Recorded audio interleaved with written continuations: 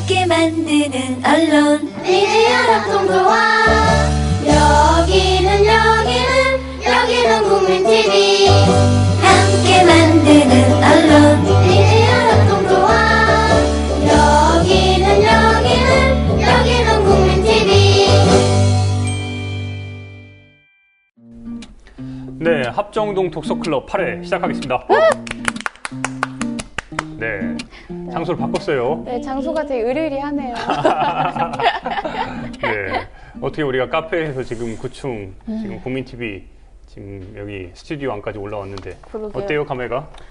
되게 편한 장소에 저는 항상 카페에 상주하니까 네. 거기 있다가 여기 오니까 네. 여기도 좋은데요? 아, 이 정말? 뒤에 이렇게 뭔가 으리으리하게 진짜 이 의리의리한 네. 것들을 어제 급하게 만들어서 내가 뭔가 하고 있구나 이런 생각이 드네요. 잡음도 그렇죠. 없고 그렇죠. 소음도. 아무튼 이제 시작해야죠. 네. 네, 오늘 시작이 앞서서 지난주 방송 무라카미 하루키 이제 2시간에 걸쳐서 상실의 시대를 했잖아요. 그러다 보니까 여러 반응들이 많았어요.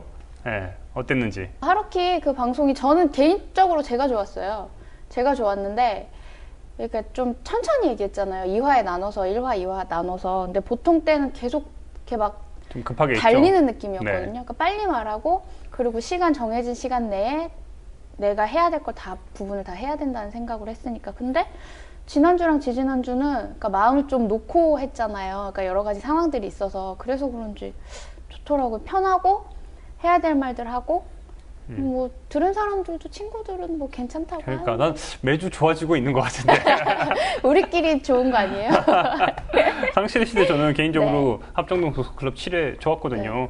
정말 이제 하고 싶었던 얘기, 네. 그런데 너무 무엇보다 그 책에서 제대로 뽑아낸 시사가 너무너무 따끈따끈해서. 또 자기가 한 부분 좋았다고. 김 기자님이 하신 부분 좋았어요. 네. 네, 다시 한번 보세요. 네, 이 때문일까 여러 네. 반응이 나왔어요. 네. 우리 특히 지금 우리 합정동 독서클럽의 가장 큰 애청자 중에 한 분이죠. 그나리님도 글을 바로 썼는데 잠깐 좀 소개해 주세요. 그나리님이 진짜 궁금한데 뭐 하시는 분일까요? 엄청나게 책을 많이 읽으신 책을 분이고. 저희랑 진짜 계속 같이 읽어주세요. 그래서 그 무라카미 하루키화 했을 때도 장문의 글을 남겨주셨더라고요. 네. 진짜 감사합니다. 울고 있어요. 이번에 2회도 무라카미 하루키 관련해가지고 네. 2회 관련해서도 책을 좀 네, 여기 뭐 적어주신 게 있는데 제가 좀 읽어드릴게요. 하루키 2탄 점점 내용이 깊어지네요. 이렇게 쓰셨고요. 처음에 김훈선 선생님 책 소개 완전 감동이라고 쓰셨어요. 역시 뭘 아시는 분입니다. 그리고 저는 상실의 시대는 100% 연애소설이 아니라는 은혜님 말에 공감. 상실의 시대는 인간성 소외 시대의 고독과 허무. 그러나 그 속에서 사랑을 찾는 방법에 대한 이야기다. 뭐 이런 결론입니다. 그렇죠. 훌륭하시네요. 저도 그렇게 생각합니다. 연애를 말하기 위해서 인간의 상실을 이걸로 꺼내든 그만 거라니까요. 싸워요, 이제. 네, 하루키 데리고 와야겠어요. 와주시면 제발요. 그럼요. 그나저나 합독 덕분에 30대의 상실의 시대를 먼지 털어가며 꺼내 다시 읽었습니다. 다음 주도 기대 중입니다. 화이팅. 제가 이 이야기를 많이 들은 네. 게 비단 그나리님뿐 아니라 여러분들이 40대, 50대 분들도 상실의 시대를 다시 한번 꺼내 들었잖아요. 그 정말 먼지 켜켜이 쌓여있던 걸로 툭툭툭 털어내고 다 집에 다 있어요. 맞아요. 100만 권 팔렸으니까. 진짜 웬만한 집엔 네, 다 집에 있죠. 다 있는데 그거를 다시 한번 꺼내 든 게 옛날의 추억으로 다시 한번 들어가는 그런 기분이 든 거예요. 근데 저 그런 글도 네. 봤어요. 상실의 시대 다시 봤는데 이걸 도대체 무슨 재미로 봤었는지 모르겠다. 그거는 저 아는 분이 얘기해 주신 거거든요. 근데 42이세요, 나이가. 근데 그러시더라고요. 이거 그때 내가 도대체 왜 봤지? 뭐가 재밌었지? 막 이러면서. 왜 재밌어요? 와타나베랑 세 명의 여성들 때문이죠. 아니죠. 이제 그 40이 넘었으니까 부록 절대 흔들리지 않을 그런 나이에. 요즘에 온라인상에 돌아다니는 그 글 중에 하나가 만약에 2015년에 와타나베가 살고 있다면 이 와타나베가 인스타그램과 SNS를 한다면 그것도 어느 분이 올려주셨잖아요. 우리한테 올려줬잖아요. 네. 그 글을 저도 봤어요. 그거 되게 재밌었는데 보여드리고 네. 싶다. 얘는 완전히 와타나베 네. 보면서 네. 이 허세남. 이렇게 허세스러울 수가 없어요. 막 맞아, 그 맞아. 일본의 신주쿠 거리를 걸어다니면서 동경거리를 걸어다니면서 오늘은 와인 한 잔을 마셨다. 그녀를 이대로 그냥 보냈다. 그 글들이 기가 막히더라고요. 네, 현실의 와타나베. 네, 현실의 와타나베는 역시 멋스럽지가 않습니다. 허세남. 그럼에도 불구하고 네. 와타나베가 뭔가 우리들에게 큰 추억을 주고 다시 한번 상실의 시대 네, 뭐 좋은 책인 거는 뭐 분명히 인정하고요. 네. 저 하루키 책 이제 하나씩 다시 보려고 생각하고 요 근래 책도 그리고 좀 보려고 그 지난주에 한 거는 진짜 상실 시대 옛날 책이잖아요. 저는 옛날 책밖에 안 봐서 근래 책을 좀 볼까 봐요. 에세이 말고 다른 걸로. 네, 지난주에 관련된 이야기는 여기까지 하고 네. 이번 주 책 소개해 주시죠. 저희가 이제 2주의 책을 매주 하잖아요. 근데 이번 주는 이 책이에요. 동네 도서관이 세상을 바꾼다. 동네 도서관이 세상을 바꾼다. 네. 제목이 좋아요. 네, 저도 아직 다 읽지는 못했어요. 이제 조금 시작했거든요. 근데 이 책을 제가 준비한 이유가 오늘 저희가 할 책하고도 조금 연관이 있고, 그러니까 꼭 아둥바둥 살지 않고 이렇게 작은 도서관들을 우리가 우리 힘으로 네. 만들 수 있다. 뭐 그런 의미로 가지고 나온 책이거든요. 이 책 보시면 이 작자가 이소희 요시미스라는 분이에요. 근데 이분이 원래는 그냥 회사에 다니던 분인데 어느 날 갑자기 회사를 관두고 아주 작은 동네 도서관을 만들어요. 근데 이 정말 자그마한 도서관, 그러니까 11평 규모 정도 되는 진짜 작은 도서관인데 뭐 사람들이 와서 커피도 마시고 그냥 사랑방 같은 역할을 하는 거예요. 그런 걸 오픈을 했는데 지금 그게 7년 전이었어요. 그 오픈한 게. 근데 7년 전이었는데 지금은 이 동네 도서관, 그러니까 이 사람이 이소희잖아요. 이소희식 동네 도서관이 일본 전역에 120개로 늘어났대요. 대단하네요. 아무도 이게 될 거라고 생각을 못 한 거죠. 근데 그게 뭐 돈을 많이 벌거나 하는 게 아니라 정말 그냥 동네 도서관이 생긴 거예요. 어떻게 보면 협동조합 형태로 운영되고 있는 거예요? 네, 저는 그렇게 지금 그러니까 정확히 다 보진 않아가지고 모르겠는데 아마 그런 것 같아요. 그리고 물론 자기 돈을 들여서 하는 일이지만 그러니까 큰 돈을 들이지 않고 내 도서관, 사람들하고 그러니까 소통할 수 있는 공간을 갖는다는 의미가 더 중요하지 않나 저는 생각하거든요. 우리나라에도 네. 최근에 그 박원순 시장이 1기 때라고 볼 수 있죠. 1기와 2기가 있잖아요. 박원순 시장 팀이 이제 2기 중인데 재임 기간이라 2기 중인데 1기 때 가장 강조했던 바가 협동조합의 형태잖아요. 맞아요. 그러면서 상당히 풀뿌리 형태로 협동조합 형태가 지역으로 확 퍼져나가서 마을 공동체가 하나의 거대한 유행처럼 네. 물론 국민TV도 협동조합 형태로 네. 나온 거지만 여러 갈래로 나타나고 있었어요. 그래서 마을 공동체가 우리나라에서 상당히 크게 발전을 했는데 요즘에 많이 죽었어요. 저는 마을 공동체에 관심이 되게 많았어요. 어릴 때부터. 그러니까 막 그런 얘기가 나오기 전부터 해서 그런 책도 되게 열심히 찾아보고 막 그랬었거든요. 제가 궁극적인 목표? 제 인생에 뭐 몇 가지가 있는데 그 중에 하나가 이런 거예요. 동네 도서관. 그러니까 제가 꾸리는 서점을 갖는 거. 그러니까 돈을 벌겠다는 의지가 아니라 그냥 진짜 사람들이 사는 동안에 그러니까 책을 자기 집안에 책이 몇 권씩은 있잖아요. 근데 그걸 혼자서 볼 게 아니라 같이 보는 거예요. 가지고 나와서 내가 가지고 있는 책 그냥 뭐 집 마당에 뭐 어디다 서재가 꼭 공간이 크게 필요한 게 아니잖아요. 그러니까 작게 해서 만들어가지고 사람들이랑 같이 공유할 수 있으면 좋겠다. 근데 그거를 저는 생각만 했지만 이분은 실천한 거죠. 그래서 여기 보면 되게 재밌어요. 그러니까 죽은 아내를 위해서 집을 통째로 도서관으로 만든 노인도 있고요. 그리고 오랜 시간 투석을 받아야 하는 환자를 위해서 병원 일부를 도서관으로 리모델링한 의사도 있고, 그리고 아예 책이 없는 상태에서 출발한 도서관도 있어요. 그거는 그러니까 사람들이 가지고 오는 거예요. 읽고 그냥 두고 가면 그걸 다른 사람이 보고. 근데 그것도 도서관이 될 수 있다는 거죠. 그러니까 디테일한 네. 운영 방식에서의 그 부분만 좀 보완을 한다면 분명히 새로운 형태, 개념을 아예 달리하는 형태의 도서관들이 전국 곳곳에서 생길 수 있다는 거네요. 그렇죠. 그러니까 도서관이 없어서, 그러니까 책 읽는 문화가 저는 진짜 중요하다고 생각해요. 저희가 합독을 하는 이유도 그거잖아요. 그렇죠. 어디서든. 책을 읽는 사람과 읽지 않은 사람의 차이가 저는 되게 크다고 봐요. 이런 얘기를 해도 될까? 조금 말해주세요. 위험한가? 네. 책을 읽어서 그러니까 다른 사람이 사유한 걸 훔쳐올 수 있잖아요. 근데 그걸 혼자서 생각해서 얻어낼 수 있는 것도 물론 있지만 책을 봐서 다른 사람이 살아온 그러니까 왜 아프리카에서는 노인 하나가 죽으면 도서관이 하나 책 한 권 혹은 도서관 한 권이 사라졌다 이런 얘기 하잖아요. 저는 그 경험과 연륜, 그 사람이 가지고 있던 어떤 생각들을 훔쳐온다고 생각하거든요. 책 한 권을 읽어서. 그러니까 그런 장점이 너무너무 좋은 걸 가지고 있는 게 책인데 책을 안 읽고 그냥 사는 게 재미가 있을까 이런 생각을 많이 했었어요. 합동 많이 보세요. 뭐 답 있어요. 요즘에 솔직히 네. 사람들에게 책을 읽으라고 강요할 수는 네. 없어요. 그러니까 합동 많이 보세요. 네, 저는 그래서 이런 책들도 많이 보시고 이런 책을 보기 시작하면 이게 좀 가볍잖아요. 네. 낭만도 있고 그래서 이걸 보고 아 이런 삶을 살 수도 있겠구나 이렇게 가볍게 그리고 좀 즐겁게 살 수 있다. 그러니까 편안하게. 저도 그러니까 오마이뉴스에 네. 있을 때 이런 마을 공동체 사업에 관심이 많아서 즐거운 공부라는 그 시리즈를 제가 연재를 했어요. 아, 용왕뉴스에서. 맞다. 또 네, 자기 기사 얘기하시려고. 또 엄청 그래서 마을 공동체를 찾아다녔죠. 찾아다니면서 즐거운 공부를 하고 있는 사람들 네. 만났는데 실제로 엄청나게 붐이 확 일었는데 그 붐이 어느 순간 훅 꺼졌다는 느낌이 드는 거예요. 그래요? 물론 지금 명맥은 유지하고 있지만 2014년, 15년 들면서 각자 도생이 나타나고 주변의 거에 대해서 그렇게 관심을 못 기울이니까 그 반대급부로서 처음에 이렇게 협동조합 형태가 확 컸지만 어느 순간 다시 한번 푹 꺼지는 거예요.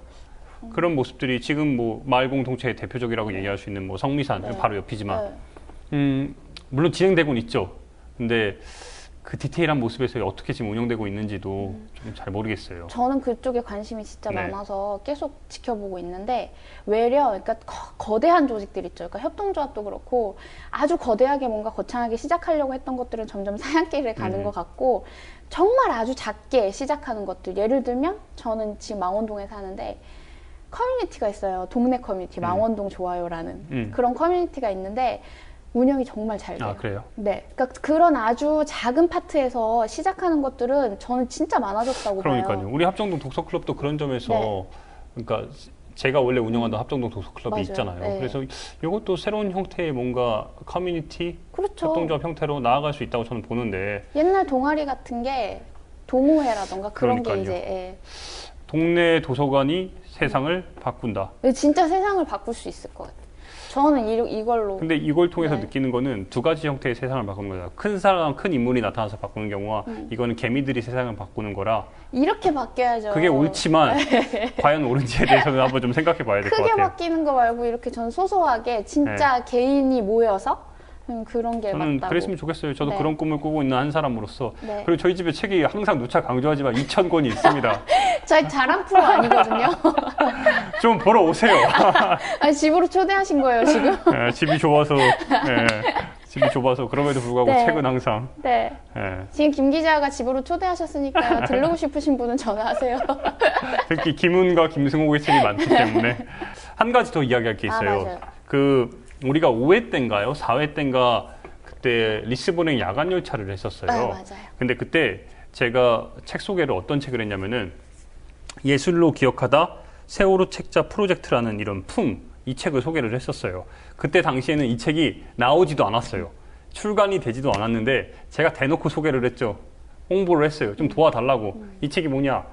대학생들이 모여가지고 20여 명의 대학생들이 모여서 세월호를 기억하기 위해서 예술을 하는 대학생들이 모여서 이런 작품별로 활동을 하면서 쭉 그러니까 어떻게든 자기들의 방식으로 세월호를 기억하기 위해서 만든 책이에요. 상당히 읽어보니까 잠깐 이거 네. 페이지 좀 이렇게 해주세요. 이거 봐요. 위로가 상당히 많이 됐어요. 이게 1,000여 권을 뽑아서 그러니까 제가 만들어서 직접 유가족들에게 보내주고 도움 주신 분들한테 보내준 건데 그때 크라우드 펀딩을 하고 있어서 제가 대놓고 이야기를 했잖아요. 도와달라고. 그랬더니 책이 나왔습니다. 그래서 참 고마운 게 이 친구도 참 따뜻해요. 여기다가 마지막 장에다 스페셜 땡스 투에 뭐라고 써놨냐. 합정동 국민TV 합정동 독서클럽. 이렇게 그냥 적어줬어요. 나 이런 거 완전 좋아하잖아요. 이것 때문에 지금 한 번 더 소개. 그러니까요. 근데 더 고마운 점은 뭐냐면은 우리 방송을 보고서 실제로 이 크라우드 펀딩에 참여한 우리 조합원과 시청자들이 계시다는 거예요. 참 고마운 일이에요. 그래서 오늘은 제가 이 책을 다시 한번 소개를 하면서 어떤 이야기를 할 거냐. 김주영 조합원이 계세요. 예. 이런 댓글을 적어 주셨습니다. 제가 이 책이 이제 받고 나서 10권을 받고 나서 저도 방송 덕분에 동참했어요. 책 받았답니다. 몇 권 남았는데 저도 국민 카페에 보내야겠어요. 이런 말을 했어요. 멋있어요. 예. 고마운 분입니다. 이럴 때 저희 네. 진짜 자랑스러워요. 그러니까 우리 국민TV가 이런 점에서는 네. 저는 함께하고 뭔가 만들어가는 모습이 정말 자랑스러워요. 그래서 이번 주 책 아직 지금 진지하게 소개는 안 했지만 아마 보시는 분들은 다 아실 거예요. 마지막 팬클럽 뒤에 있는데 이번 주 책은 누구에게 드리냐? 네, 김주영 조합원께 드리겠습니다. 찾으러 오세요. 네, 찾으러 오세요. 카페로 저희가 편지 써서 드릴게요. 제가 카페 라떼로 쏠 거예요. 카페 라떼도. 네, 이번 주 책은 김주영 조합원께 드리도록 하겠습니다. 네, 이제 본격적으로 들어가도록 해야죠. 네.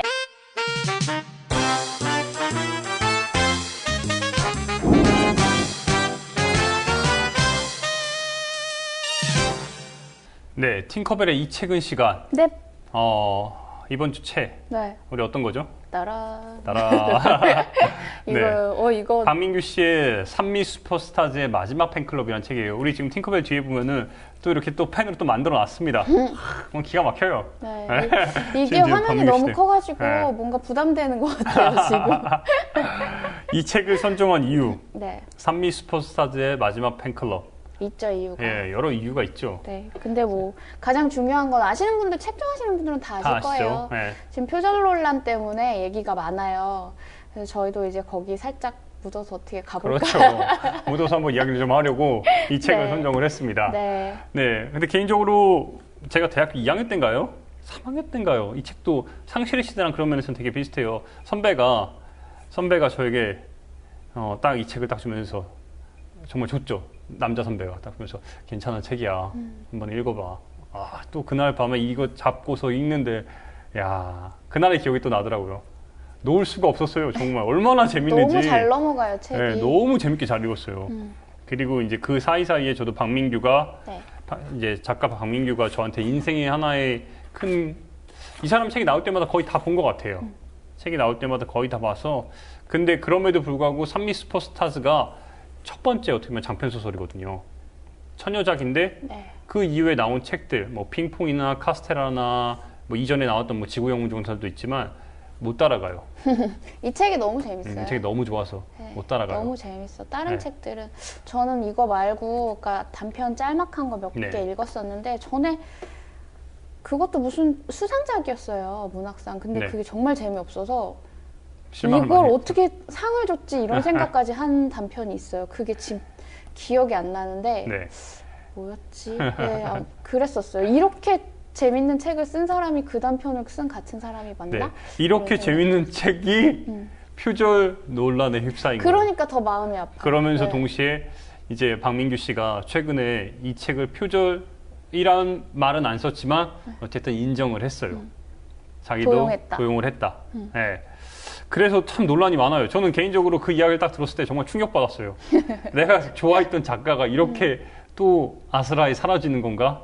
아, 한국 문학계가 이 정도밖에 안 되나? 근데 이게 이 네. 책 나왔을 때부터 그러니까 계속. 어디서 그 가지고 온 거라고 얘기를 했었다던데요? 저는 몰랐었는데. 그러니까요. 네. 박민규 씨 빌려왔다. 스스로 네. 그것도 뭐 도움을 받았다 이런 이야기를 지속적으로 해왔어요. 그리고 재미있는 점은 2000년대 초반에 2002년 3년경에 이 책이 나왔을 때 네. 이미 그 게시판들이 이 책이 재밌다는 건 다들 아니까 그 댓글에 어떤 식의 댓글이 있었냐면은 아, 이 책은 어디 게시판에서 본 거를 네. 많이 인용을 했네? 이런 식의 좋은 훈훈한 댓글들이 굉장히 많이 있었다는 거예요.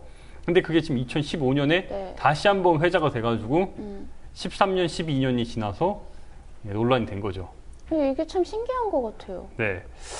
일단은 표절에 대한 직접적인 이야기가 들어가기 전에 이 책에 대해서 좀 우리가 좀 짚어야 될 것 같아요. 많은 분들이 읽었지만 당시에 이 책이 한겨레 문학상을 받고 나서 이 책이 15만 권이 팔렸어요. 그 해 바로 그냥 엄청난 베스트셀러가 돼버린 거죠. 제가 지금 살짝 봤는데 네. 이게 지금 몇 저희가 세냐? 갖고 있는 게 45세예요. 45세예요? 네.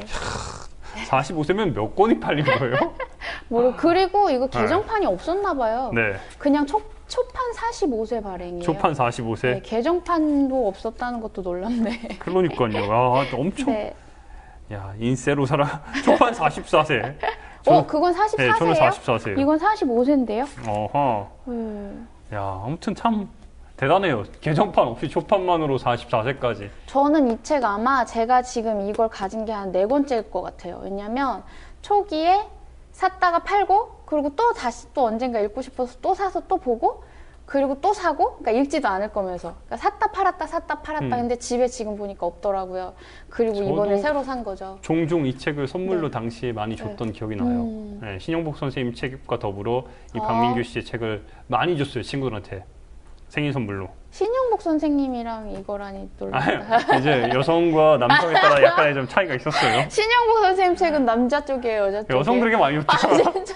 그거 누가 보시나. 노회찬 씨가 부인을 만났을 네. 때 신영복 선생이 그 까먹었어요. 옛날이잖아요. 나의 이 감성을 그렇게 건들지 마라. 아, 그렇구나. 아무튼 이 책에 네. 대해서 좀 소개를 해주세요. 많이 봤지만 그럼에도 네. 불구하고 네. 책에 대해서 좀 이야기가 필요할 것 같아요. 이거 줄거리를 네. 사실은 이 김종훈 기자가 이렇게 추려서 가져왔다 주셨어요. 그래서 요즘은 제가 감사합니다. 열심히 합니다. 네.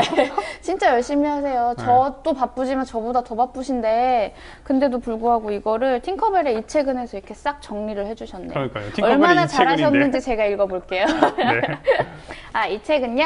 1980년대 프로야구에 열광하면서 소년에서 청년으로 성장한 한 인물의 이야기를 서사적 뼈대로 삼고 있는 산미 슈퍼스타즈의 마지막 팬클럽이라는 책입니다. 근데 보신 분들 많이 계실 거예요. 아마 내용을 굳이 말하지 않아도 저는 이 책 보면서 다시 읽으면서 너무 재밌는 거예요. 그렇죠. 그리고 아주 간단하게 설명하자면 루저는 루저가 아니에요. 루저는 루저가 아니에요. 그러니까 네, 이 책을 그 얘기를 지금 하고 우리 있죠. 저도 잠깐 좀 이야기를 하면은 네. 이 책은 제가 크게 봤을 때 이 책은 크게 한 권에 두 권의 네. 이야기가 들어있다고 좀 봤어요. 네. 그러니까 첫 번째는 산미 슈퍼 순수하게 그러니까 표절 논란이 되고 있는 산미 슈퍼스타즈에 관련된 이야기가 일부식으로 구성되어 네, 있고 맞아요. 그 이후에 산미 슈퍼스타즈가 우리 프로야구 회사에서 완전히 사라지고 나서의 이 친구가 이 주인공이 그 이후의 삶. 그 이후의 삶.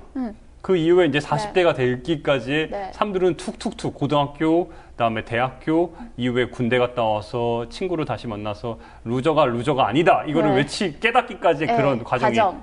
쭉 있는 거예요. 이게 네. 전체적인 큰 흐름이에요. 맞아요. 그런데 지금 표절 논란이 되고 있는 부분은 특히 일부 산미 슈퍼스타즈의 탄생과 이제 마지막에 해체까지의 과정을 다루고 있는 거죠. 그렇죠? 그렇죠. 네. 이 스토리를 살짝만 이렇게 네. 뽑아주셨으니까 좀 읽을게요. 이 주인공이요. 주인공 이름이 여기서 나왔었던가요? 아, 맞아. 주인공 네, 이름도 주인공 이름이 없었네. 없어요. 네. 네, 주인공이요. 같은 지역에 살고 있다는 이유로 그 인천을 프랜차이즈로 삼은 프로야구단 산미의 팬이 될 수밖에 없었지만 전대미문의 패배. 정말 산미 아시는 분들 많이 계시겠죠? 저는 제 때가 아니라서 제가 태어날 시기라서 잘 모르는데 대단하더라고요. 대단했죠. 엄청난 그렇게 질 루저들의. 수가 없어. 어떻게 아니 시켜도 못 질 것 같아요. 한 팀을 상대로 오비베어스를 상대로 16전 16패를 했어요. 그렇죠. 82년도에. 그런 기록을 자기가 그 다음에 또 갈아엎어요. 18연패. 16패가 아니라 18연패로 갈아엎고 그런 산미를 응원하는 주인공이 있어요. 그리고 이 친구가 고등학교에 진학을 하면서 산미하고 같은, 그러니까 산미 슈퍼스타즈 같은 패자가 아니라 승자의 삶을 살아가기 위해서 나는 뭔가 소속되어 있어야 한다. 이 산미라는 그 산미 슈퍼스타즈라는 야구단을 보면서 루저가 돼서는 안 된다. 네, 루저가 되면 안 된다. 이건 프로야구다. 우리는 프로가 되어야 한다. 이런 생각을 막 계속 갖는 거죠. 그렇죠. 산미가 지는 거에 너무 많은 상처를 받은 거예요. 그래서 자기는 승자가 되겠다. 그렇게 생각을 해요. 그리고 승자의 삶을 살기 위해서 인류대에 입학을 하고, 그리고 그런 삶을 살려고 소속을 좋은 곳에만 가야겠다는 생각을 하는데 결국엔 직장에서도 퇴출을 당하고요. 아내하고 이혼하고 IMF 때 이제 뭐 일자리도 잃고 막 이렇게 돼요. 그래서 나고자의 길을 가게 된 거죠. 그리고 경쟁에서 승리한 자를 위해서만 축제를 준비함으로써 인간을 약육강식이 지배하는 지독한 정글로 만들어내는 자본의 논리에 의문을 품게 된다고 써 있습니다. 이 맞아요. 마지막 문장은 네. 앞에까지는 제가 정리를 했지만 마지막 네. 문장은 저도 어떤 평론가의 글을 가지고 왔어요. 아, 그래서 그래요? 저는 이런 말 안 쓰잖아요. 뭐 약육강식의 무슨 하긴 그렇긴 하죠. 네, 이 이건 문장을 이제 가지고 뭐, 왔어요. 네. 이 문장 가지고 왔는데 결국에는 한 남자가 주인공 남자가 그 네. 소년기부터 장년기까지의 과정을 쭉 거치면서 스스로를 각성해가는 이게 어찌 보면은 100% 자아성찰적인 이것도 성장 소설이죠. 소설로 볼 수 네. 있는 거예요. 그래서 진짜. 이 소설을 보고서 많은 사람들이 당시에 크게 회자됐던 이유가 그리고 한겨레 문학상이 박민규를 대상으로 꼽은 네. 이유 중에 하나는 저는 뭐예요?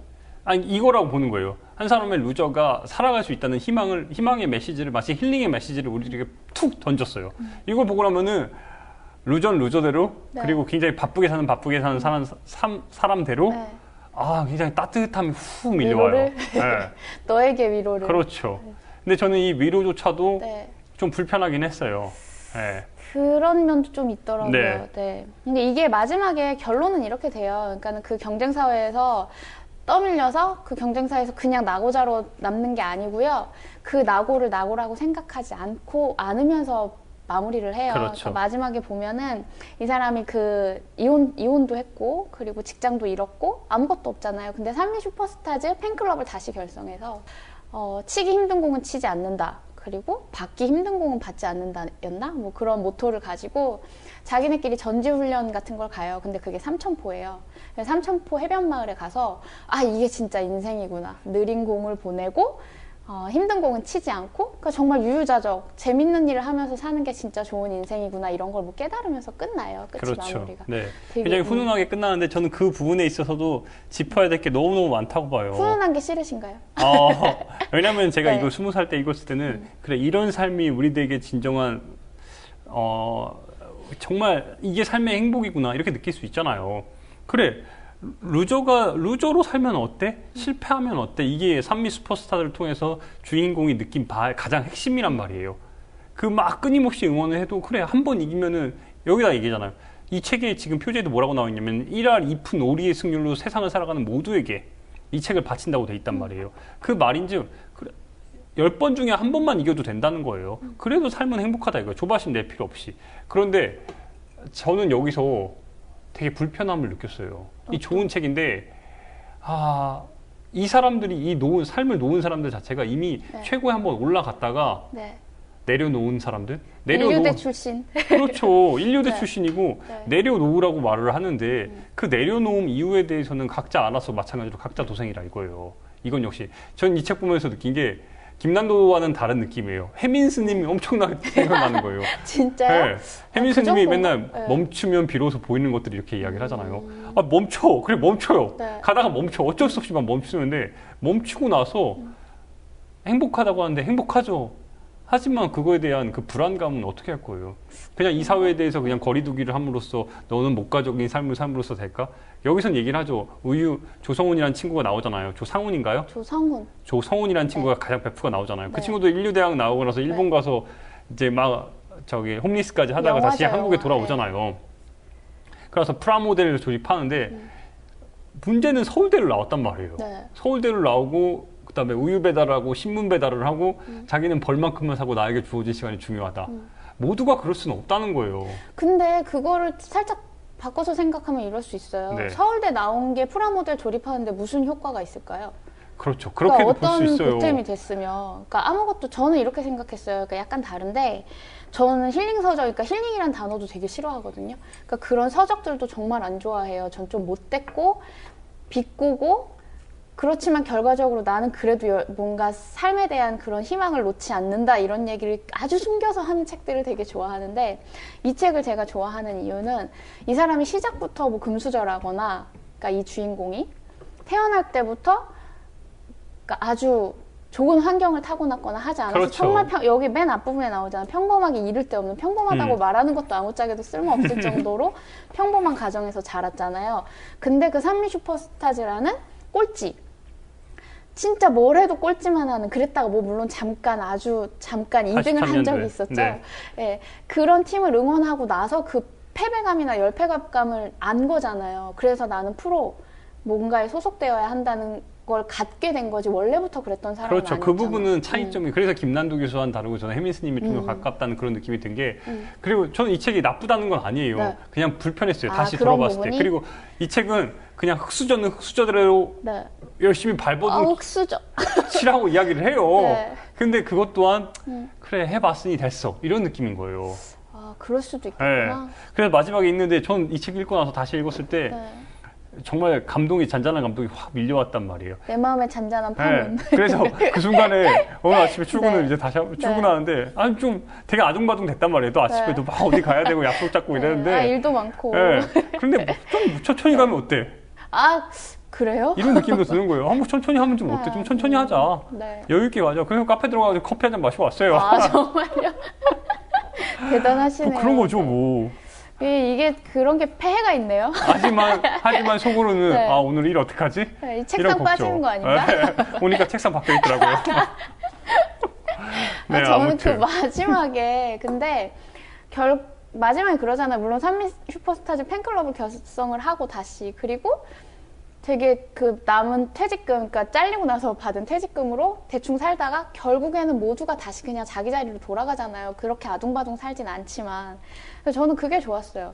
그렇게 해서 뭐 무슨 공동체를 꾸려서 우리끼리 살았다거나 그렇게 해서 행복하게 오래오래 살았습니다로 결론이 난 게 아니라 그 산미 슈퍼스타즈 팬클럽 결성해서 삼천포에 가서 그런 해변에서 그런 예쁜 일들을 보고 이렇게 살아도 된다는 걸 알고 나서 다시 각자 자리로 돌아가서 이 사람은 회사에 다니고 그리고 뭐 다른 사람은 또 원래 자기가 하던 분식집을 경영했지만 잘 됐음에도 불구하고 늘리진 않는 삶을 살고 있다. 바빠지는 게 싫어서.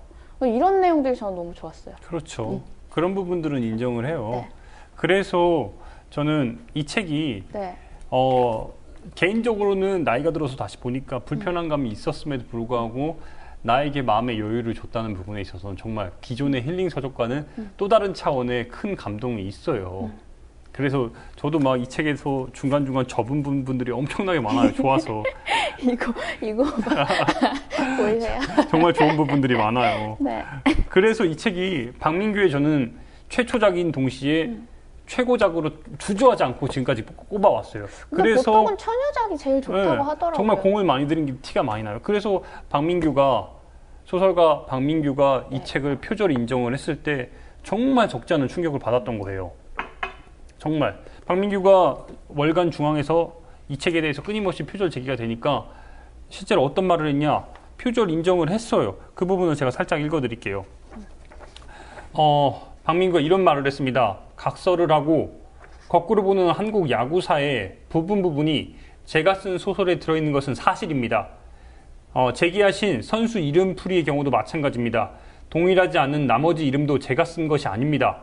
당시에 딴지, 독투, 고물상 등의 게시판에서 찾은 게시물에서 따서 쓴 겁니다.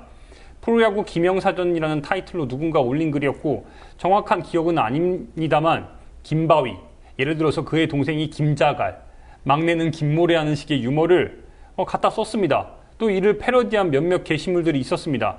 저는 이것을 이를테면 참새 시리즈와 같은 유머 코드로 인식했고 이를 그대로 소설에 옮긴 겁니다. 그러니까 지금 중요한 점은 뭐냐면은 인정을 한 거예요. 그런데 인정을 한 건데 표절이란 말은 없어요. 저희 박 작가가 뭐라고 이야기를 했냐, 끊임없이 계속해서 도용이란 말을 했어요. 도용. 그리고 그 도용에 대해서 그냥 유머, 일반적인 유머 있잖아. 참새 시리즈와 같은 거를 그냥 소설에 갖다 썼다. 차용했다 생각한다. 생각한다. 이렇게 얘기를 한 거죠. 그러면서 저작권법에 대해서 자기가 당시에 잘 몰랐다. 이런 식으로 얘기를 한 거예요. 저는 이것만 봤을 때 굉장히 불쾌했어요. 정말로 많이 불쾌했어요. 어떻게 표절을 하고서 실제로 문구들이 어떤 문구가 있냐면은 책 속에서 정말 놀랬던 게 이 책 속에서 초반에 산미 슈퍼스타즈에서 제가 아까 이야기했듯이 1부와 2부에서 나눴을 때 1부에서는 산미 슈퍼스타즈의 이야기가 계속 나왔잖아요. 네. 거기서 이런 문구가 있어요. 펜스 위를 바바박 뛰어 올라와 홈런볼을 건져내려 한 거. 그 바바박이 뭐냐면 펜스를 탁탁탁 치고 올라간단 말이에요. 이 문장이 책 속에서도 있고 거기서도 그대로 게시판에 있어요. 저도 이번에 준비를 많이 했잖아요. 그 게시물 그거 쫙 다 봤거든요. 네. 아, 힘들었어요. 그리고 거기서 어린이들이 주인공을 비롯해서 친구들이 모여가지고 당시 산미 슈퍼스타즈, 리틀 산미 슈퍼스타즈의 팬클럽에 가입한 내용이 있어요. 5,000원의 기부금을 내야 된단 말이에요.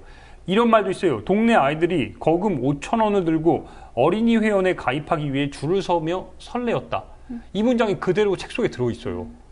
저 깜짝 놀랐어요. 그리고 방금 전에 언급한 그 김바위나 이름 가지고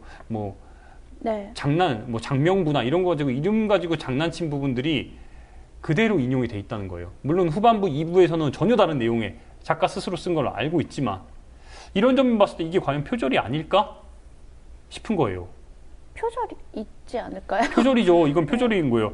사전적으로 표절이란 거는 시나 글, 노래 따위를 지을 때 남의 작품 일부를 몰래 쓰는 것을 말하는 거예요. 도용이란 남의 물건이나 명의를 몰래 쓰는 거죠. 마찬가지로 뜻은 비슷해요. 도용이나 표절이나 비슷한데 문학 작품에서 그걸 그대로 갖다 쓰면 표절이에요. 네. 그런데 근데 표절이란 말을 안 도용이란 하셨을까요? 말을 썼어요. 그래서 궁금한 게 있어요. 네. 그러면 아무튼 이제는 알았잖아요. 박민규 씨가 자기가 안 게 아니고 그렇게 하면 안 된다는 걸 이제 알았으면 그러면 그 사람에 대해서 뭔가 이렇게 그 뒤처리가 있어야 되는 거 아닌가요? 그 부분에 있어서는 조금 더 알아봐야 될 것 같아요. 그 뒤에 이게 최근 논란이 불거졌고 실제로 이 부분에서 금전적인 부분 지원이나 아니면 어떻게 해결했는지에 대해서는 아직 나온 게 실질적으로는 없어요. 그리고 박민규가 지금 이 작품뿐만 아니라 단편집, 그것도 단편집에 대해서 일본 만화를 베꼈다는 걸 인정을 했어요. 그거는 실수, 착각이라고 이야기를 했는데 저는 글 쓰는 사람으로서 저는 이 부분에 있어서는 그럴 수도 왜냐면은 자기가 수많은 작품을 읽으니까 조심스러우시죠 지금 그렇죠. 얘기하기. 조심스러워. 그게 연상에 의해서 네. 박민규가 이것도 당시에는 아니라고 막 이야기를 했는데 어머니를 위해 쓴 글이라고 얘기했는데 그날 바로 집에서 돌아가 보니까 긴가민가 해서 다시 찾아보니까 자기가 봤던 작품이었던 거예요. 사실 저도 이 부분에서 할 얘기가 있는데 저도 단편을 뭘 썼는데 그 공모전에 내려고 했어요. 근데 쓰고 자 이거는 순수히 내 머릿속에서 나온 창작물이다 막 이러면서 아유 괜찮네 막 이렇게 봤는데 가만히 보니까 뭔가 어디서 본 것 같은 거예요. 이게 정말 온전히 다 내 머릿속에서 나온 건가? 나중에 한참 있다 찾아봤더니 그 공모전에 내지 않았어요. 찾아봤더니 예전에 TV 문학관이라는 드라마가 있었어요. 드라마 채널 같은 게 뭐 있었는데 거기에 나왔던 거랑 모티브가 너무 같은 거예요. 그래서 깜짝 놀랐어요. 예. 이게 우리도 모르는 사이에 많은 작품을 이제 특히 작가들은 섭렵을 하다 보니까 거기서 이렇게 연상이 될 수 있다는 거. 저는 이 부분은 그래서 저도 글 쓸 때 아프리카 특히 여행 다닐 때 책은 딱 한 권만 봤어요. 신영복 선생님의 강어루패 자세. 근데 문제는 그 책만 보니까 거기에 따른 문체들이 그대로 내 글에 나오죠. 투영이 되는 거예요. 그런다니까요. 저도 이 박민규 씨 소설 보고 그리고 니콤비라던가 그러니까 약간 그런 문체 쓰는 사람들이 있어요. 이렇게 진짜 예. 장황하게 그런 그 아주 개그 코드를 되게 신기하게 쓰는 사람들이 있잖아요. 그런 사람들 걸 보면 그게 머리에 각인이 돼서 그런 식으로 쓰고 있어요. 그러니까 누굴 좋아하게 되면 그 사람하고 비슷한 글을 쓰게 되는 거죠. 문제는 이 산미스퍼스 물론 박민규의 필체가 여기에 온전히 남아 있어요. 네. 근데 저는 이 산미스퍼스가 아까 말씀드린 그 거꾸로 쓴 프로야구사 있잖아요. 네. 거기에 문체랑 상당히 유사하다는 거예요. 그 부분은 이건 어떻게 짚어야 돼요? 그래서 박민규에 대해서 한편으로는 그래요. 왜 이번에 와신 상담하고 다시 한번 네 스스로 잘해라 풀어내라 이렇게 말을 하고 싶음에도 불구하고 문체의 유사성들이 상당히 남아 있어요. 물론 그 뒤에 2부 이 책 내용 속에서 나오는 네. 그 2부의 이야기에서는 그렇다고 문체 결이 확 달라지진 않아요. 근데 그게 상당히 유사성으로 있다는 거예요. 그래서 요거를 애매하게 표절이 아니라 도용이라고 말한 부분에 있어서도 좀 불편해요. 처음에 인정하지 않다가. 아니 그 도용이나 표절이나 거의 같은 말인데 왜 표절이라고 안 하셨을까요? 그게 그러니까 표절이란 단어가 주는 그 어감 때문이었나? 그렇죠. 그럴 수도 있고요. 나는 정말 표절하지 않았는데 그리고 나는 이미 밝혔고 그리고 보니까 이 표절 얘기가 불거진 게 그러니까 박민규 씨는 이미 예전부터 사과하고 있었다고 하더라고요. 그러니까 기존에 내가 사실은 그렇게 했다. 그러니까 거기서 차용해 온 게 맞다. 그런 얘기를 하고 계셨었는데 이번에 다시 불거진 거라고 그러니까 얘기하더라고요. 이거를 그렇다고 이렇게 지금 한편으로는 용기 있게 쿨하게 인정했다고 박민규에게 무조건 모든 화살을 질타를 해야 되느냐? 이 부분도 좀 짚어야 될 것 같아요. 저는 이게 중요한 것 그러니까 같아요. 신경숙 같은 경우는 조금 다르다. 그게 지금 박민규를 옹호하는 입장인데 어떻게 봐야 돼요? 저는 이런 문제가 중요한 게 아니라 그러니까 표절이 아까 제가 말씀드렸지만 쓰다 보면 뭔가 머릿속에 있던 게 그러니까 자기한테 되게 각인됐던 게 나올 수도 있다고 생각해요. 근데 그거를 인정하고 그 사후 처리 내가 만약에 그렇게 했어요. 그러니까 그걸 의도적으로 베꼈다는 그런 게 아니라 사람이 살다 보면 그런 일이 있을 수 있다고 저는 생각하거든요. 모든 건 다 원래 있던 거에서 또 계속 파생돼서 나오는 거잖아요. 글들도 그렇고 음악도 그렇고. 그러니까 그 후회 처리를 어떻게 하느냐가 진짜 중요한 것 같아요. 이런 경우에도 이분이 명백히 이거 나는 이 사람 거 가져다가 쓴 거예요. 그럼 그거에 대한 저작권에 대한 뭐 그러니까 금전적인 보상이라던가 확실한 사과? 그러니까 그런 것들이 중요하지. 그리고 나서 자기 활동을 다시 펼 수 있을 때까지의 그런 뭐라고 해야 약간 자숙? 결자 해지나 자숙을 필요하다는 건데 그래요. 실수할 수 있어요. 저는 그게 중요한 그런데 것 같아요. 저는 소설가 장정일도 한국일보의 9월 13일 네. 칼럼에 어떤 말을 썼냐면은 이렇게 말을 했어요. 흔히 창작이 먼저고 표절이 그 뒤를 따르는 것처럼 보이지만 실제로는 표절이 먼저고 창작이 그 뒤를 따른다. 저 옛날 프로레슬링이라는 쇼라는 폭로에 마음이 상했던 레슬링 팬들처럼 문학도 이제는 자기 근거를 고뇌하고 추궁할 때가 됐다. 이러면서 이런 말을 해요. 이게 핵심이에요. 문학은 직접 인용보호를 삭제한 자유간접화법, 즉 표절이다. 문학이 곧 표절이라고 인정을 한 그 말이에요. 이게 뭐냐? 박민규에 대해서 옹호하고 신경숙에 대해서 그래 그럴 수 있다고 이야기를 한 거예요. 그러면서 직접 인용보호죠. 코테이션 마크가 사라진 문학 속에 그럴 수 있다는 거예요. 저는 개인적으로 김훈과 김승호 네. 그 필사를 끊임없이 해옴으로써 나도 모르는 새 그 문장을 흉내내려고 미친 듯이 따라하고 싶었던 마음이 네. 커서 자연스럽게 그게 내 글 속에 묻어나기도 했어요. 어느 순간 나도 모르는 새 그 정말 펜이 이끄는 대로 글을 쓰다 보니까 그 문체가 나온단 말이에요. 그러다 보니까 내가 모르는 새 문장이 나오기도 해요. 이런 부분에 있어서는 장정희 씨가 이야기한 표절이 먼저고 창작이 그 뒤라는 말 동의해요. 하지만 그렇다고 이걸 모든 걸 이렇게 다 그럴 수 있다? 말해야겠어요? 저는 이거는 좀 불편해요. 그러니까 불편한 네. 거예요. 장정희 씨의 그리고 글이. 왜냐면 지금 김훈 선생님이나 뭐 말씀하셨잖아요. 김송 선생님이나 그분들은 표절 논란이 없었던 걸로 알아요. 그러니까 이런 거죠. 정말 물론 그러니까 그럴 수 있는 가능성이 있죠. 그러니까 각인된 거 아까 말했던 것처럼. 근데 그렇지 않은 분들도 있다는 거예요. 근데 그거를 어떻게 그냥 표절해도 괜찮아라는 말을 할 수 있을까? 아닌 사람들도 많이 있잖아요. 그렇죠. 정말 고민하고 고뇌해서 내 것만 그렇죠. 내 것만 그대로 풀어내는 사람이 있는데 누군가가 표절했어요. 원래 표절할 수도 있는 거고 표절 뭐라고 하셨다고 했죠? 표절이고 그러니까 창작이다. 네. 표절이고 창작이라고 그거 그렇게 잘라서 말할 수 있는 문제는 아니지 그러니까 않을까요? 분명히 저는 모방이 창조의 어머니라는 그 굉장히 구태의연한 말이 있잖아요. 동의해요. 네. 왜냐면은 보통 문창과 문예창작학과 수업을 들었을 때 어떤 수업을 받냐면은 제가 또 정치 외교학과 출신이지만 또 국문과 수업을 또 열심히 들었잖아요. 네. 제일 먼저 하는 게 뭐냐면은 필사를 많이 시켜요. 정말. 그 문단계의 유명한 신경숙, 뭐 박범신을 비롯해서 필사를 엄청나게 시킨단 말이에요. 그러면서 그 필사, 너의 글을 지우라고 얘기해요. 여백에 김종훈이란 여백이 있으면 거기다가 그 문단계의 선배들의 글을 그대로 한번 쏴보라고 계속해서 얘기를 해요. 그 다음에 뭔가 정형화된 글을 맞추라 그래요. 근데 문제는 뭐냐? 우리가 보통 작가라는 칭호를 받기 위해서는 문단계에서 어떤 신춘문예를 통과를 해야 되잖아요. 조선일보에서 주관하는, 동아일보에서 주관하는 그 뭐 문학과 사상사 요즘에는 막 여러 많잖아요. 여기를 통과해만 등단했다는 얘기를 한단 말이에요. 내가 책을 찍어내도 작가라는 칭호를 못 받는단 말이에요. 그럼, 우리나라는 그게 되게 이상하죠. 네. 그러면 근데 거기 심사위원들이 누구냐 이거예요. 지금 제가 언급한 문예창작학과 교수들이든지 아니면은 대표적인 한국의 황석영, 신경수, 뭐 은희경 이런 사람들이 심사위원이 된다는 거예요. 자기들만의 카르텔들이 계속해서 이어지고 있어요. 이거 어떻게 봐야 돼요? 위험한 얘기 하시네요. 근데 그럼에도 불구하고 저는 박민규 소설가 박민규에게 다시 한번 기회를 줬으면 좋겠어요. 왜냐? 좋아하니까? 또 사심의 발로. 물론 제 개인적인 이유가 크지만 네. 아까워요. 저도 너무 아까워요. 이 사람을 이대로 그냥 묻혀버리기에 우리가 이대로 너 표절했으니까 너 도용했으니까 이대로 묻어버리기엔 이 사람의 글과 재능이 너무 아까워요. 그러니까 다른 일을 하다가 소설가의 길로 접어들었단 말이에요. 박민규에 관한 일화가 되게 많아요. 박민규는 휠체어에 앉아서 글을 써요. 왜요? 책상 2개를 사무실도 그냥 일반 주택가에 있는 자기만의 작업 공간을 놓은 다음에 책상을 2개를 양쪽에서 따로 이렇게 놓고 도서관처럼 거기를 오가면서 다른 소설을 동시에 써요. 근데 재밌는 점은 휠체어에서 글을 쓴단 말이에요. 왜? 이런 말을 했어요. 이 의자는 휠체어입니다. 인간을 겸손하게 만드는 힘이 있다. 인간은 언제나 장애로 가득 찬 존재임을 휠체어는 말없이 자신의 전부를 통해 나에게 전달해준다. 압니다. 알고 있습니다.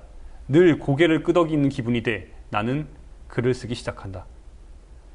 저는 이 문장이 있는데 이런 작가를 과연 우리가 버려야 될까 하는 생각이 드는 거예요. 이게 언제 쓴 글이냐면 2010년도에 박민규가 우리나라 문학계의 가장 큰 상이죠. 이상문학상 대상을 받았어요.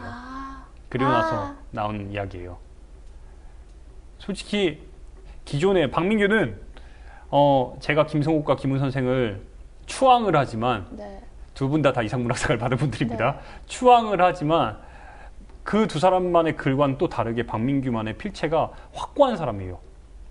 그리고 막 그 문장의 파괴라고 해야 될까요? 네. 형식의 파괴? 굉장히 뛰어난 사람이거든요. 이 사람을 그대로 버려야 될까? 저는 신경숙 선생님 신경숙 씨 얘기 때는 되게 화났었어요. 정말로. 왜 인정을 안 하지? 누가 봐도 그냥 문장을 통으로 가져다가 쓰셨잖아요. 인정하면 되지 않을까? 저는 그런 게 항상 있어요. 잘못했으면 잘못했다고 하고 그 다음이 중요하지 않나? 인정하고 잘못했다는 거 자기가 알고 그 다음이 중요하잖아요. 그 다음에 어떻게 나아가느냐. 그렇게 생각했는데 인정을 안 하시는 거예요. 계속 끊임없이 변명만 하시고. 그래서 그게 되게 화가 났었는데 박민규는 이미 인정했었고 그리고 계속 사과하고 있고 물론 그 아까 여쭤봤던 것처럼 지금 뭐 그 원작자한테 어떻게 처리가 됐는지는 모른다고 하셨잖아요. 그래도 인정했잖아요. 인정하고 자기가 해야 될 일을 계속 하고 있고 그리고 그 뭐지 표절한 거는 다른 표절 작품은 어떤 거예요? 제가 단편으로 알고 있는데. 그렇죠. 그거는 일본 만화책을 도용을 한 거기 때문에 그러니까 아이디어 구조에 대해서 도용을 한 거예요. 만화책의 그런 기본적인 그 구조들 있잖아요. 그거를 갖다 쓴 거기 때문에 100% 문장을 표절했다 볼 수는 없는 거예요. 구조를 가져왔다 볼 수 있는 거죠. 근데 그거에 대해서도 표절을 인정했다고 지금 나오네요. 그렇죠. 네. 근데 이제 처음에 이거에 대해서는 박민규가 인정을 안 했어요. 그래요? 굉장히 불쾌함을 표했어요. 당신이 이게 어머니를 위해 쓴 단편이거든요. 치매에 걸린 어머니를 위해 쓴 자식으로서의 마음을 담은 건데 이거를 문제 제기를 한 사람에게 당신이 그러니까 아들의 마음을 아냐고 병수발하는 아들의 마음을 아냐고 이러면서 굉장히 질타했다가 실제로 막 그런 자기만의 그 발표문까지 담화문 비슷하게 이런 발표문까지 했다가 그날 저녁에 다시 한번 그걸 발표하고 집에 가서 보는데 네. 아니었던 거죠. 다시 기자들에게 쫙 뿌렸어요. 아, 자기가 그거 자기 실수라고? 네. 그런 글을. 이거 어떻게 해야 될까요? 너무 고민돼. 저도 진짜 좋아해요, 박민규 씨를. 네. 근데 저는 다른 책들은 좋아하지 않아요. 뭐 지구영 영웅 전설 같은 거는 조금 좋아하고 네. 산미를 너무 좋아해서 이런 재미있는 소설을 쓴 사람을 몇 문장. 그렇죠. 이대로 버리기엔 아까운 거예요. 지금 우리가 뒤에 박민규 씨와 네. 그다음에 산미 슈퍼스타의 마지막 팬클럽이 있는데 굉장히 독특한 그러니까 굉장히 독특한 작가예요. 항상 이러고 다녀요. 되게 특이해요. 메뚜기 안경 비슷한 걸 항상 쓰고 다니고. 저 이번 공연하시는 것도 봤어요. 맞아요. 공연도 하죠. 정말 독특한 사람이에요. 실제로 네. 이렇게 기인이 있나 싶을 정도로. 기인 뭐 이런 걸 떠나서 그냥 아까워서. 그렇죠. 그 문학적 재능이 아깝기도 해요. 네. 한번 지금 다른 걸로 한번 좀 바꿔볼까요? 다른 걸로 바꿔서 보면은 지금 네. 팅커벨 뒤에 보면은 네. 이런 안경. 야, 이 박민규 씨 사진을 찾으면은 굉장히 독특해요. 그리고 뒤에 보면은 여러 작품들 있잖아요. 저 산미 슈퍼스타즈. 저거는 실제로 당시에 슈퍼맨. 진짜 슈퍼맨이었다고. 진짜 슈퍼맨이었다고. 슈퍼맨이었어요. 네. 우리 산미 책 얘기도 해야 되는데 그러니까요. 지금 표절 얘기 때문에. 그 뒤에 보면은 그리고 네. 대표작으로 언급되고 있는 뭐 지구영웅전설, 네. 지구낙녀를 위한 빠반느, 카스테라, 핑퐁 그리고 대상 받은 아침의 문까지. 저 보니까 다 봤네요. 아침의 문 빼고 다 봤어요. 저도 다 봤는데. 근데 기억에 남는 건 산미하고 지구영웅 전설 두 가지밖에 그렇죠. 없어요. 바나나 전설. 저는 카스테라도 되게 인상 깊었던 게 이게 카스테라가 단편집 아니에요? 단편집들의 모음이에요. 네. 근데 굉장히 비정규직, 우리 시대의 아픔을 간직하는 사람들이 예를 들어서 신도림역 푸시맨. 기억 잘 안 나요. 신도림역 푸시맨 이야기. 굉장히 아픔을 간직한 사람들의 이야기를 정말 온전히 잘 담아냈어요. 제가 박민규를 가장 높게 평가하는 이유 중에 하나가 네. 사회의 아픔에 대해서 절절하게 잘 배워나오게 한단 말이에요. 그거를 굉장히 유머스러운 문장으로 잘 살리고 있어요. 그게 박민규의 가장 큰 높은 점이에요. 강점. 그렇죠. 그러니까 묵직한 주제에 대해서도 자기만의 그 필력으로 자기만의 문체로 그걸 승화시킨단 말이에요. 저는 이 개그 코드가 너무 좋아요. 그러니까 그 부분이 했던 말 또 하고 했던 말 또 하고 그 쌓아가면서 그게 이래도 아까워요. 안 웃어? 네, 그게 이렇게. 아까워요. 네. 실제로 박민규가 2010년에 이상문학상 대상을 받았단 말이에요. 아침의 문을 통해서. 그런데 저게 여태까지 박민규의 책 중에 가장 단편임에도 불구하고 가장 묵직해요. 문장이. 제일 묵직하게 썼어요. 그런데도 아까 잠깐 봤는데 네. 기존에 그러니까 제가 좋아하는 이런 산미나 그런 책하고는 전혀 다르던데. 그러니까요. 굉장히 적확하게 문단을 또 나누면서 썼어요. 문단 파괴나 이런 것들이 굉장히 많은 사람인데 그럼에도 불구하고 저 이상문학상에서 거기서의 형식 파괴를 이뤄요. 막 문단을 자를 문단이 아닌데 문장을 갑자기 다음 문단으로 넘겨버리고 막 한 문장에 글자를 3자만 남겨놓고 그런 형식 파괴를 이뤄요. 전 근데 그거 사실 할 말이 좀 있는데 네. 그게요. 정말 문장력이 좋은 분들은 그렇게 안 하는 것 같아요. 그러니까 여기서 어디서 끊어야 하나? 라던가 이거는 박민규 씨는 어떤지 모르겠지만 저나 제가 아는 분들은 그랬어요. 문장을 그런 약간 얕은 수라고 해야 되나? 그렇죠. 빨리 자르고 여기서 그렇죠. 잘랐을 때 어떤 느낌을 주는지 알고 왜 요새 책 제목이나 이런 거 보면 쉼표 찍고 네. 그 다음말 뭐 사랑 그건 어땠어 뭐 이런 식으로 쉼표 찍고 들어가는 것도 되게 많았어요. 그렇죠. 그게 문장력이 없어서 그런 데다 힘을 주는 거라고 저는 생각했거든요. 그 부분도 하나의 형식 파괴라고 얘기하지만 분명히 좀 그게 저는 얕은 수 같아요. 마케팅적인 측면도 있어요. 책을 여백이 크니까. 네. 그럼에도 불구하고 저는 박민규는 조금 다른 스타일로 보고 싶은 거예요. 제가 아끼는 작가 중에 한 명이니까. 그리고 실제로 이상문학상 대상을 받았을 때 그 전에 2008년도, 2009년도 박민규 계속해서 출품을 해요. 근데 이제 우수상에는 됐지만 대상 받은 건 이번이 처음이니까 2010년도가. 근데 박민규가 상을 받고 나서 권지의 소설가가 작가 네. 권지혜가 이런 말을 했어요. 당시에 이제 2010년도에 이상이 태어난 지 100년 만인 새해 벽두에 이 작가, 여기서 이 작가는 박민규입니다. 박민규가 21세기의 이상의 부활을 예고할 것이라는 희망의 염을 가져본다. 정말 대단한 이상의 네. 대단한 찬사예요. 대단한 천사. 이 정도로 물론 권위 있는 상이에요. 그럼에도 불구하고 박민규는 이거에 대해서 수상소감에서 이렇게 이야기를 해요. 나는 바보가 아니라 신인이다. 지금까지도 그래왔고 앞으로도 그럴 것이다. 내가 가진 것은 늘 언제나 앞으로의 가능성 그것이 전부다. 이것이 시작이다. 먼 훗날 운 좋게 항해에서 돌아올 수 있다면 그때는 머나먼 바다의 이야기와 모험담을 당신에게 들려주겠다. 물론 그때도 나는 신인이다. 이게 바로 그 결들이 저는 이 문장이 2010년 마지막 산미 슈퍼스타가 2002년 그때도 신인의 마음 지금도 신인의 마음 그리고 현재도 신인의 마음 계속 이어지고 있다고 해요. 그래서 박민규가 아까워요.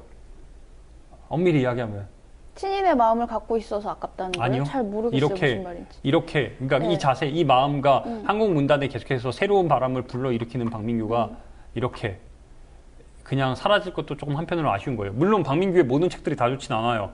특히 더블이라는 책이 나왔을 때 더블 A와 B가 나왔을 때 저 그거 뭔지 알 것 같아요. 뭔가 장정만 되게 화려했던 책이었다. 가면 쓰고 나와가지고 진짜 가면 찢어 발겨보고 싶었어요. 정말. 이런 얘기 괜찮으시겠어요? 왜냐면 진짜 기대를 많이 하고 두 권이잖아요. 두 권에 더블 네. A와 더블 B로 해가지고 나왔단 말이에요. 진짜 찢어버리고 싶더라. 왜 이렇게 막 썼어요, 그거는? 아까 장정희 씨 얘기해서 제가 장정희 씨 되게 좋아하는데 장정희 씨가 그런 얘기 했었어요. 작가가 책을 썼는데 어떤 게 졸작이 나왔다고 막 사람들이 뭐라고 하는 거 그건 젊었을 때 얘기한 거라서 뭐 지금은 또 생각이 어떻게 바뀌셨을지 모르겠지만 사람들이 되게 이상하다고 작가가 한 권의 좋은 책을 쓰는 것도 정말 어려운 일이다. 나머지들이 졸작인 걸 가지고 왜 그렇게 화를 내냐. 한 권의 좋은 책 그거 하나 내는 것도 얼마나 어려운 일인 줄 아냐. 이해는 해요. 네. 이해는 하는데 물론 나쁘다는 건 아니야. 네. 갑자기 그러지 마세요.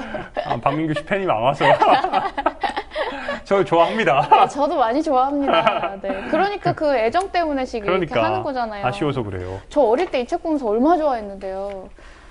너무 킥킥 웃기도 좋고 근데 마지막까지 읽어보니까 심지어 마음도 따뜻해져. 그렇죠.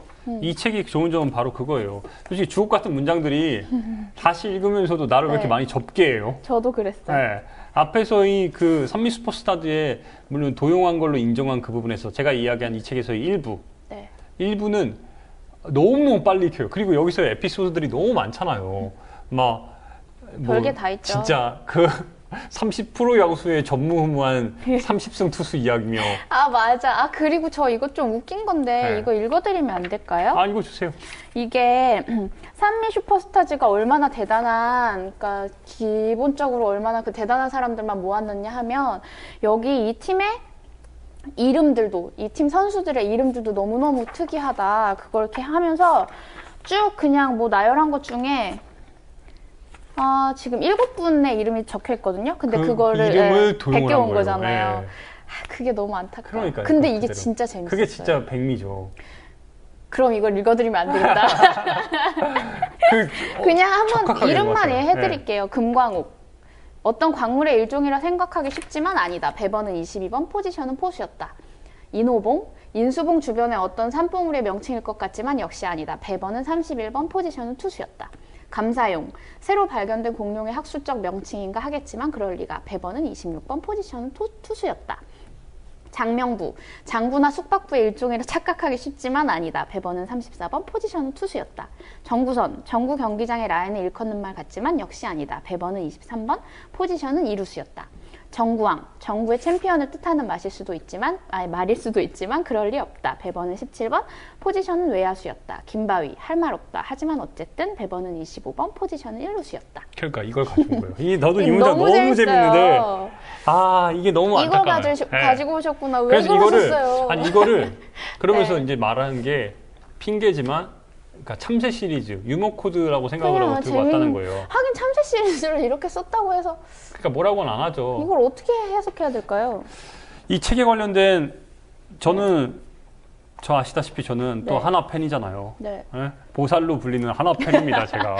왜 목탁 좀 두드리셨어요? 그러니까요. 이 책 보는데 너무 웃기죠? 진짜 이 주인공의 네. 마음이 이해가 되는 거예요. 왜냐면 하나 12연패, 13연패하고 옛날에 유현진 있을 때 네. 우리가 선발 투수 5명을 썼단 말이에요. 네. 유현진 한 번 나오면 겨우 맨날 1승 4패, 1승 4패, 1승 4패 이런 거예요. 그래서 1승 4패예요? 예. 그러다가 이제 유현진 떠나고 막 12연패, 13연패. 그러다 가끔씩 한 번 딱 이겨주면은 눈물 나겠죠. 올해 바뀔 줄 알았어요. 안타깝네요. 예, 여전해요, 그냥. 네. 보살 그래서- 등급. 예, 그 마음이 느껴지는 거예요. 제가 하나 어릴 때 네. 하나 잠바 입고 다니면서 어릴 때부터 팬이셨어요? 어릴 때부터 팬이었죠. 산미 슈퍼스타즈가 재미없을 수가 없었겠네. 그럼요. 여기서 나오는 이야기들이. 네. 근데 지금 우리가 에피소드나 이런 부분들에 있어서는 아직 네. 지금 이야기를 디테일하게 못 들어갔어요. 지금 겉만 훑은 건데 네. 다음 시간에 네. 이 산미 슈퍼스타즈의 주옥 같은 문장들에 대해서 읽고 제가 박민규를 이대로 우리가 버릴 수 없는 이유에 대해서 좀 더 디테일하게 조사한 것들이 많아요. 정말 그거 네. 다 해주시는 건가요? 그 부분에 대해서 짚고 다음 시간에는 제가 아까 살짝 언급했지만 우리 문단계의 카르텔, 건드릴 수 없는 성역, 오늘 시사를 안 했네요. 네, 그러고 보니까. 그 부분에 있어서 좀 짚어야 될 것 같아요. 제 그럼 책 속의 시사를 시사에서 전체? 그 부분에 대해서 좀 네. 짚어드릴게요. 위험하네요. 위험합니다. 다음 시간에 되게 큰 각오하고 저는 지금 가야 될 것 같습니다. 상당히 위험한 걸 건드려요. 네. 우리 문단계의 성골이라 불리는 그 카르텔에 대해서 네. 예, 할 얘기가 상당히 시원하게 많아요. 해주세요. 저 묻어갈게요. 시원하게 탈탈 털게요. 근데 이거 많이 안 봐서 괜찮아요. 명예훼손 들어오면 어떡하지? 그런데 에이, 걱정 마세요. 네. 제가 다음 시간에 네. 꼭 반드시 좀 읽고 싶은 책 중에, 그러니까 읽고 싶은 문장 중에 하나가 뭐냐면은 박민규 씨가 세월호 참사 1주기를 기점으로 해서 경향신문에 기고를 한 글이 그 있어요. 눈먼자들의 도시 네, 그 거기에 표제책 같이 아니었어요? 맞아요. 표제책에 나온 건데 김훈 선생이 중앙일보에 기고한 것과 더불어 작가 박민규가 경향신문에 기고한 제목이 세월호 1년 소설가 박민규 특별기고 다시 별에는 봄이라는 글이에요. 이 글은 우리 시청자 여러분께서 꼭 좀 한번 찾아봤으면 좋겠어요. 저는 개인적으로 김훈 선생을 정말 좋아하지만 그 글이 더 좋아요. 세월호 참사만 놓고 봤을 때 네. 그 글만 봤을 때는 김훈보다는 박민규 글이 더 좋았어요. 이랬다 저랬다 하시네요. 이랬다 저랬다. 왜냐면은 네. 글이 둘 다 진정성 있는데 여기 이 글에서는 박민규가 지금까지 책 속에서 10년 넘는 작가 생활을 하면서 만들어 오는 것의 모든 정말 전 박민규가 진짜 득도했구나. 그래요? 네. 제가 읽은 거랑 다른 건가? 왜냐하면 왜 득도했다는 느낌이냐면은 네. 기존에 나왔던 그런 네. 소설에서 간간히 보여줬던 풍자와 해악들이 물론 여기는 그런 풍자와 해악 없어요. 정말 진중하게 쓴 글인데 그대로 온전히 보였다는 거예요. 이런 부분에 있어서 다음 시간에 꼭 우리 시청자 여러분이 꼭 봤으면 좋겠어요. 네. 오늘 어땠어요?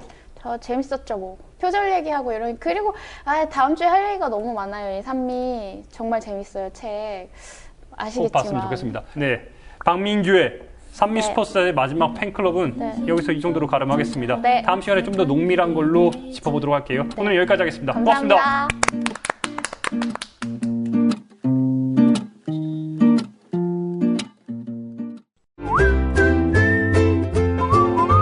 국민라디오 팟캐스트 응원하는 가장 쉬운 방법 아시나요? 다운로드하기, 별점 주기, 댓글 달기, 구독하기. 국민라디오 팟캐스트 널리 알리는 가장 쉬운 방법. 다운로드하기, 별점 주기, 댓글 달기, 구독하기. 기억하세요. 다운로드하기, 별점 주기, 댓글 달기, 구독하기.